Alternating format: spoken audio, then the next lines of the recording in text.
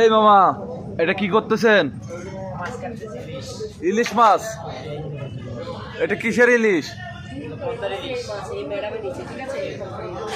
এই মাছ কি ম্যাডাম নিছে?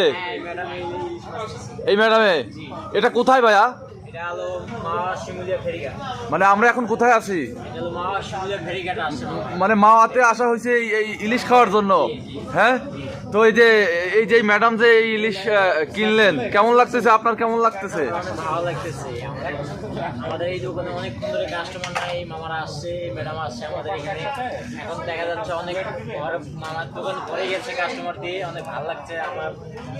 তাই সারা দিন মানে কতক্ষণ পরে মানে কাজ পেলেন আর কি? আমি কাস্টমার কানের ভিতরে হাতটা দাও আগে। এই যে এটা ভালো দেবো। আপু, আপনি একটু বলবেন কেমন লাগতেছে আসলে? হ্যাঁ, আমি তো সপ্তাহে দুবার যদি মাওয়া না আসি তাহলে তো আমার বাট হজম করেই কিন্তু আসি খাওয়ার জন্য।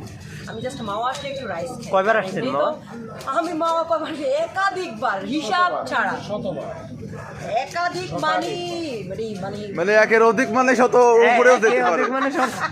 আচ্ছা, সেই সাথে জানবো যে আপনি আমাদের সাথে আরো অনেকে আসছে। তো আজকে আমাদের একটা উদ্বোধনী অনুষ্ঠান ছিল, দেন সেখান থেকে আমরা সবাই মডেল অ্যান্ড হচ্ছে যে ব্র্যান্ড অ্যাম্বাসেডর অ্যান্ড সাংবাদিক সবাই আসছি আমরা। আপু, ছোট্ট করে একটু বলবেন যে আসলে ঢাকাতেও কিন্তু ইলিশ মাছ পাওয়া যায়, তো এই ইলিশ মাছ তো ইলিশ মাছ মানে মাওয়া মানুষ কেন আসে? আচ্ছা, মাওয়ার ইলিশ মাছ খাওয়ার জন্য। চাঁদপুরের মনে হয় পদ্মার ইলিশ। নাকি? জি, পদ্মার তো হচ্ছে যে মাওয়া আসলে ইলিশ মাছ খাওয়ার স্বাদটাই আলাদা। আমার খুব ভালো লাগে। এই মানে আমার এনজয় করে খাই। মানে আমার তো এই যে রান্না করার আগে যে কাটতেছে, এখনই তো আমার লোভ লেগে গেছে ভাই, আপু। আপনি তো দেখতেছি আমার ইলিশ মাছের স্বাদটাই খেয়ে ফেলতেছেন, তাহলে আমি কিভাবে খাবো স্বাদ? ঠিক আছে। Okay.